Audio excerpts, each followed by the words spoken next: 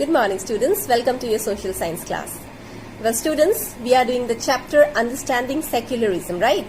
So till now we have done how many concepts? We have done two important concepts from the chapter. The first is the meaning of secularism and the idea or the essence of secularism. So what is secularism? Secularism refers to the separation of religion from the state power, right? And the very idea or essence of secularism is that every people should have the right to follow or to practice the religion of their choice. No one shall be discriminated or exploited on grounds of his or her religion. Accordingly, students, India has adopted the policy of being a secular state, which means that India does not give any religion the status of being the official religion, right? So what is a secular state? A state which does not promote any religion as its official religion. So students, in our last class, we have discussed another very important concept from the chapter, that is the need to separate religion from the state power. We came across two very important reasons as to why it is important to separate religion from the state.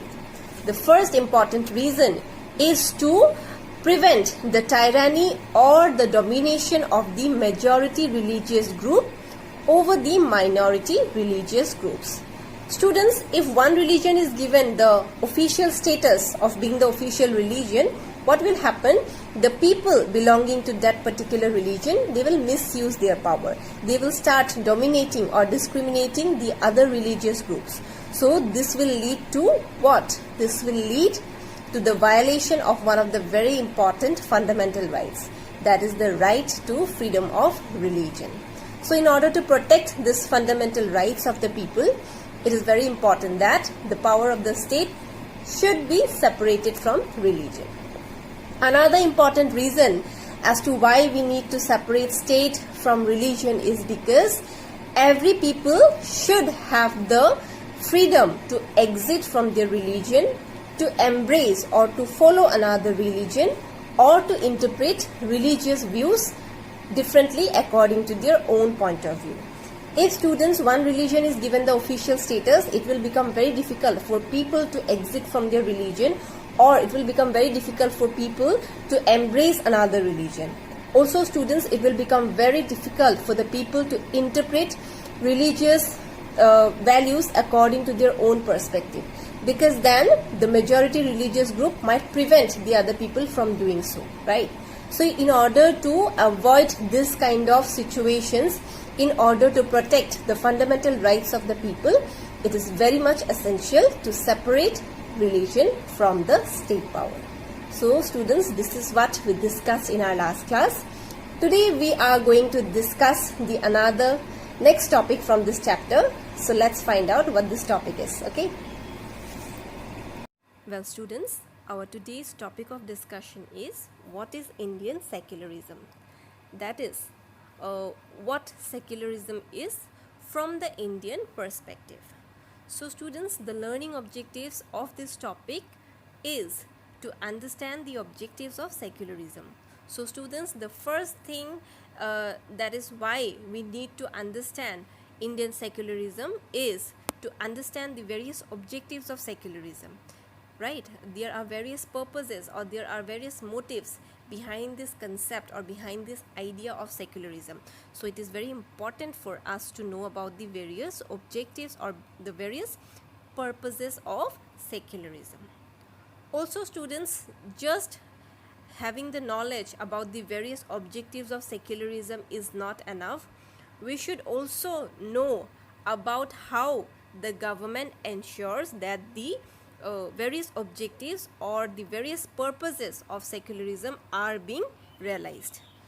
That means students, after knowing about the objectives of secularism, the second important thing for us to know is the various steps or the various measures taken by the government to fulfill these objectives of secularism.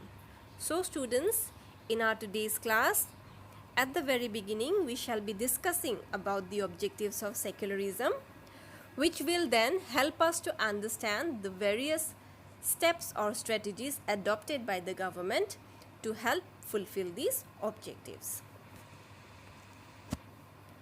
For students, the Indian Constitution makes it compulsory for the Indian state to be a secular one. The Indian Constitution wants the Indian state to be a secular state because, students, according to the Indian Constitution, only a secular state can realize its objective. Only a secular state can fulfill its objective in order to ensure certain very important things. So, students, the first thing is one religious community does not dominate another. So, students, the first objective of secularism is that no religious community shall dominate another religious community. Second, some members do not dominate other members of the same religious community.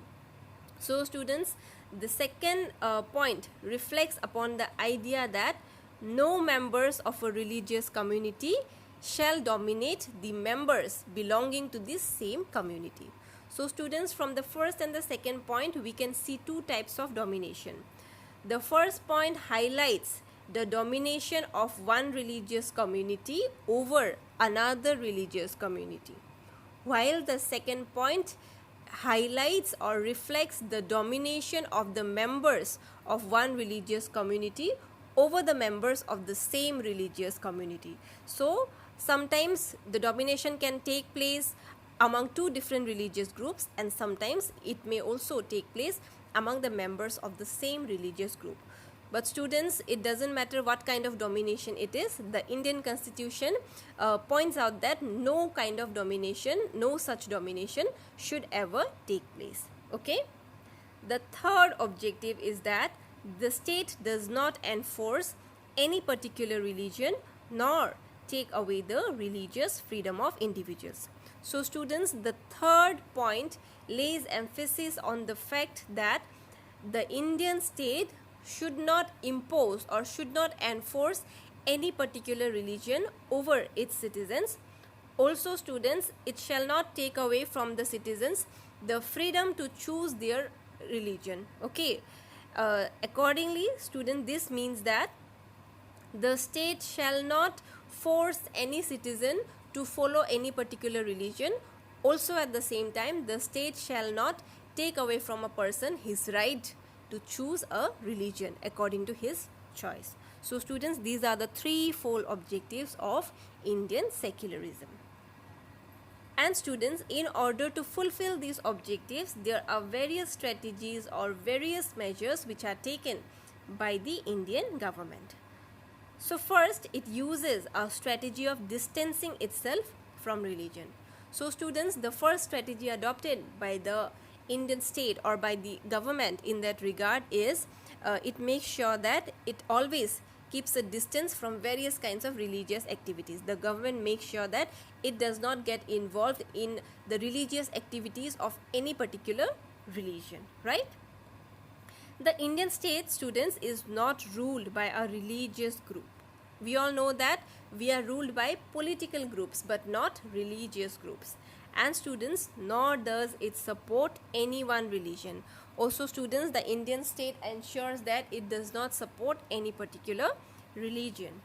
In India, the various government places like the government offices, the government hospitals, the government schools are not supposed to display or promote any one religion. So, students, it makes sure that in any government place or in any public place, the pictures or the statue of any particular religious god should not be displayed or should not be kept. Otherwise, what will happen? It will seem like the government is promoting that particular religion. So, to avoid this kind of misconceptions or misunderstandings, the Indian state makes sure that the various government places or the various public places should not display or promote any other religion.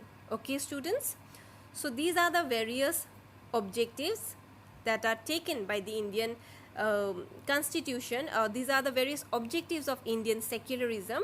And students, there are various strategies adopted by the government to fulfill these objectives of secularism.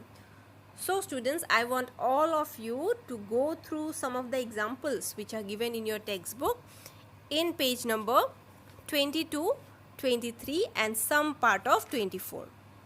So students, what we will do, we are going to have a detailed discussion among ourselves on this particular topic in our next class. That is the class that we have on Monday over Zoom.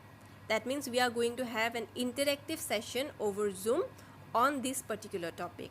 And I want all of you to read the textbook thoroughly to understand the topic, so that you all can also share your point of view related to this topic. So this is going to be an interactive session. This is not going to be an explanation, right? I will not explain, rather we will discuss among ourselves. I will take your viewpoints and then I will share mine as well. Okay students, so kindly prepare yourselves well for this interactive session. Go through the textbook, page number 21 to page number 24, and this is going to be your homework for today's class.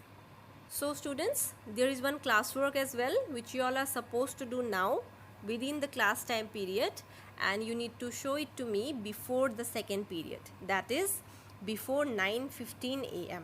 okay? And your homework is to read your textbook from page number 21 to 24 thoroughly, so that we can have a proper interactive session over Zoom in our next class, that is on Monday. Okay then students, thank you. See you all in your next class. Take care and stay safe.